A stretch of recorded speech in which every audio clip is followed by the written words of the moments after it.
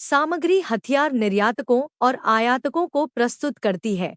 हम visual capitalist portal से 3 infographics दिखाएंगे। 2018-2022 की अवधि के लिए दुनिया के सबसे बड़े हथियार निर्यातक, विश्व की सबसे बड़ी 25 रक्षा कंपनियां।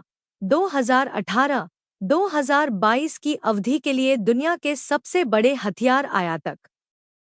पहले ग्राफिक में हम देखते हैं कि संयुक्त राज्य अमेरिका दुनिया में अब तक का सबसे बड़ा हथियार निर्यातक है। वे वैश्विक निर्यात के 40% के लिए जिम्मेदार हैं।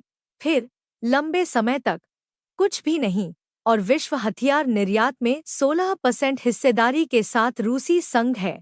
फ्रांस तीसरे स्थान पर है, 11%। वैश्विक निर्यात में चीन की हिस्सेदारी 5% है। मुख्यतः अफ्रीका को जर्मनी और इटली 4% प्रत्येक, ग्रेट ब्रिटेन और स्पेन प्रत्येक 3%, कोरिया और इजराइल 2% प्रत्येक। शेष विश्व का कुल निर्यात 9% है। कृपया ध्यान दें कि इस ग्राफिक में दिखाए गए यूरोपीय देश सामूहिक रूप से उतने ही हथियार निर्यात करते हैं जितने संयुक्त राज्य अमेरिका। इसके अलावा अन्य यूरोपीय देश जिनका यहाँ उल्लेख नहीं किया गया है, जैसे स्वीडन या चेक गणराज्य, अभी भी वैश्विक हथियार बाजार में यूरोपीय देशों की हिस्सेदारी बढ़ा रहे हैं। कोई यह बता सकता है कि चूंकि 80% हथियार संयुक्त राज्य अमेरिका और यूरोप में बनते हैं, सशस्त्र संघर्षों के 80% पीड़ितों को अमेरिकी या यूरोपीय हथियारों से नुकसान होगा। ऐसा बयान घोर सरलीकरण होगा। सभी निर्यात सशस्त्र संघर्ष वाले क्षेत्रों की ओर निर्देशित नहीं होते हैं। इसके अलावा उन्नत और महंगी सैन्य तकनीक आकस्मिक नागरिक हताहतों से बचने के लिए सटीक कार्रवाई की अनुमति देती है।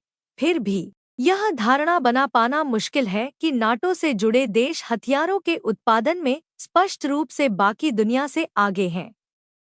पुरानी कहावत है कि शांति बनाए रखने के लिए आपको युद्ध के लिए तैयार रहना होगा।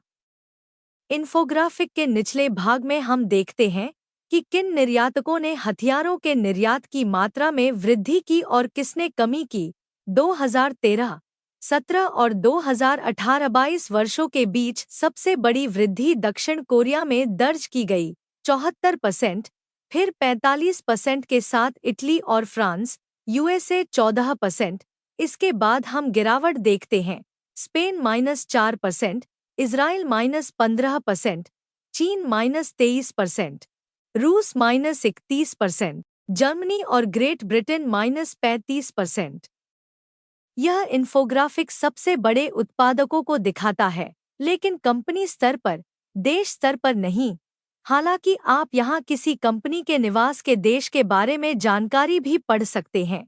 अमेरिकी कंपनियों को हरे रंग में, चीनी को नारंगी में, फ्रेंच को गहरे नीले रंग में, ब्रिटिश को हल्के नीले रंग में, इतालवी को पीले रंग में, जर्मन को गहरे लाल रंग में और इजरायली को नीले रंग में चिह्नित किया जाता है। 25 सबसे बड़ी संस्थाओं में से लगभग आधी, 12 अमेरिकी कंपनियां हैं, 4 चीनी कंपनियां, 4 फ्रांसीसी कंपनियां, 2 ब्रिटिश कंपनियां और 1 जर्मन और इजरायली कंपनी। यह इन्फोग्राफिक हमें राजस्व आंकड़े के बारे में भी जानकारी देता है। शायद 2023 तक हम देखते हैं कि सबसे बड़ी कंपनी लॉकहीड मार्टिन ने 63 बिलियन अमेरिकी डॉलर से अधिक प्राप्त किया। इसके आगे हम प्रत्येक अर्धवृत्त के नीचे निचली पट्टी में देख सकते हैं कि कंपनी के राजस्व का कितना प्रतिशत हथियारों की बिक्री से आया। लॉकहीड मार्टिन के मामले में यह 96% है। प्रस्तुत 16 कंपनियों में से हथियारों की बिक्री का राजस्व का 50% से अधिक हिस्सा था। कृपया ध्यान दें कि प्रस्तुत चीनी कंपनियां अपने राजस्व का 21 से 37% के बीच हथियारों से उत्पन्न करती हैं, इसलिए यह उनकी मुख्य गतिविधि नहीं है। अधिकांश यूरोपीय और अमेरिकी संस्थाओं के बारे में ऐसा नहीं कहा जा सकता है, जिनकी विशेषज्ञता सीमित है और वे हथियारों पर ध्यान केंद्रित करते हैं। अपवाद जनरल इलेक्ट्रिक, हनीवेल, एयरबस और रॉयस रॉयस हैं, जो मुख्य रूप से नागरिक क्षेत्रों में कमाई करते हैं। बोइंग के मामले में यह 50-50 है। प्रस्तुत कंपनियों में से कुछ स्टॉक एक्सचेंजों पर सूचीबद्ध हैं। और आप उनके शेयरधारक बन सकते हैं। सार्वजनिक प्रोस्पेक्टस प्रकाशित वित्तीय डेटा तक खुली पहुंच को भी सक्षम बनाता है।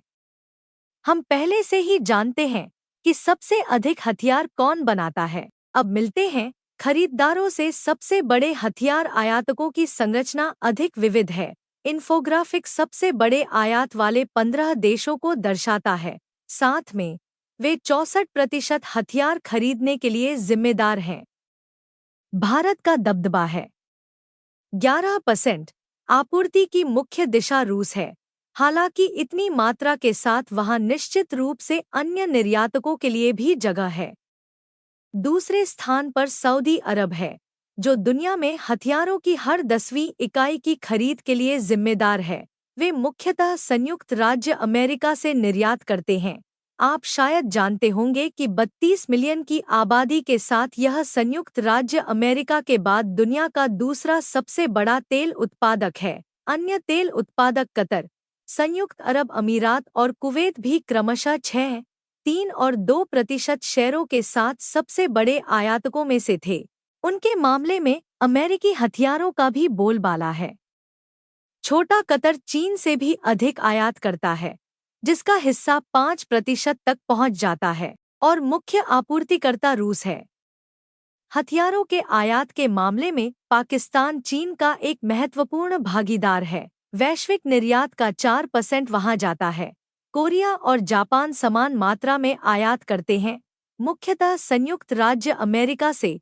ऊपर उल्लिखित सबसे बड़े एशियाई आयातक मिलकर वैश्विक हथियार बाजार का आधा हिस्सा बनाते हैं।